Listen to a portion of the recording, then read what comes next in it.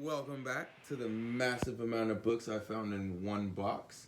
Let's today talk about sailing, the best of all sailing worlds. Right here, Royce's Sailing Illustrated, Volume Uno.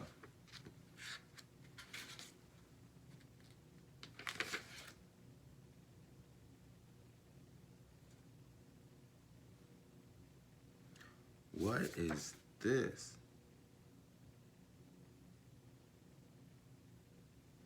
Okay, so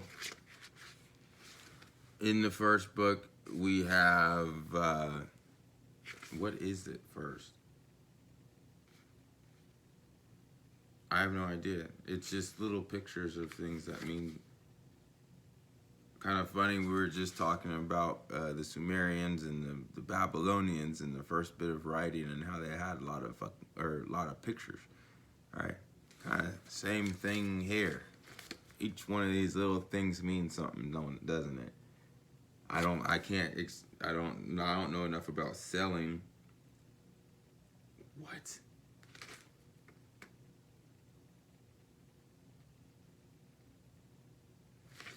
All right. So at first, I was gonna be like, it's a whole bunch to do with sailing, until and this has to be old school, really old. The reason I say that is because we got this nice little picture of an Indian right here, and maybe that's a knife or maybe that's an Indian. Not sure. I don't understand what these pictures are for.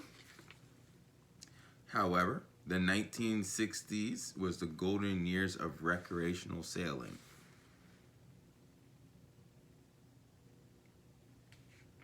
The 1960s were the golden years with new fiberglass hulls, synthetic sails, and rope. For the first time, many new sailors had enough money in the bank to buy a minimum maintenance sailboat of 35 feet. It was fun to teach full day lessons with people from the four corners of the United States and one from Bahrain in the Persian Gulf. With over 1,600 full day sailing students, anything that could go wrong did, such as a big whale port attacking us in our jetty. So this is Royce. So yeah, it's Royce's Sailing Illustrated, the best of all sailing worlds. Okay, so this is his little book of what he's done and all his, I don't know. It's a lot. But it talks about a whole bunch of different books or different boats. So we can learn about sails, right? Right here we got the Western lug rig, the leg of mutton, the Eastern lug rig, the square sail, shoulder mutton, that's the Dutch gaff rig. I don't know. Basic sail shapes. There's a lot more to this sailing than, oh man, there's a lot to this stuff, right? I had no idea there's so much to sailing. Marconi rig. Wow, this is like intense. So we got the sailboat different types, right? And a lot for me, all right, when I was younger, I used to go to Crystal Lake with my family, and my aunt loved sailing. My mom, not quite so much. She would maybe go out once in a blue moon with us. We had a sailboat in our lake house in Lake Toxaway, North Carolina as well. But the bigger boat, the better one, was up in Crystal Lake at the family house. Like the bigger family house, not just my immediate family, like aunts, uncles, grandparents, all that kind of good stuff. And so every summer we'd go up there, and my aunt would like to take me out, and she'd teach me how to sail and all that kind of stuff. So that's part of the reason I picked the book. Other than that, like if it was just random, I wouldn't really thought about sailing. However, wait, what?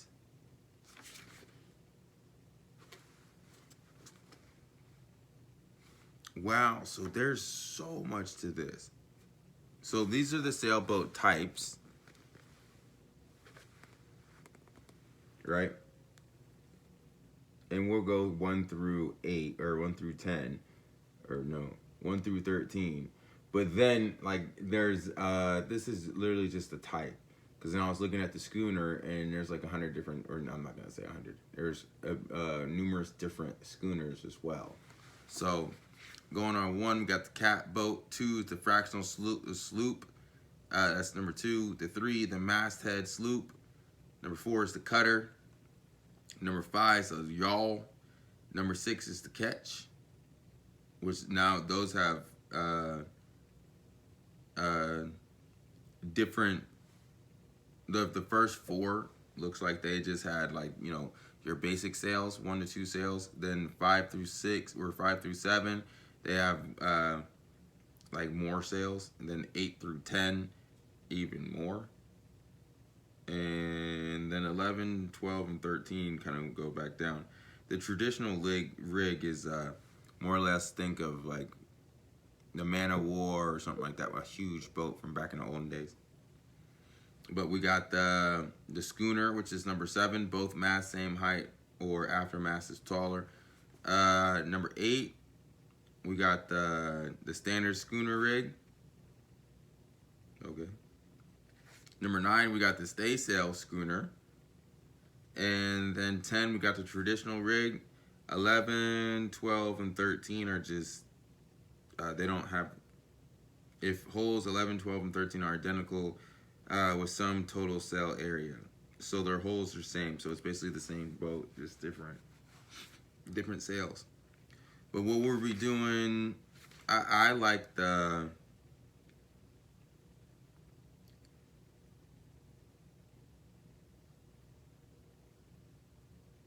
okay, so 2, 3, and 4 have the same holes, just different. So the fractional sloop, the master sloop, and the cutter are all the same holes. They just have different masts or like sails. Well, we're gonna go through. We'll go through a traditional rig. You know, the bigger the better, right? So number 10, we'll do that in. Just so I remember, number 10, 282.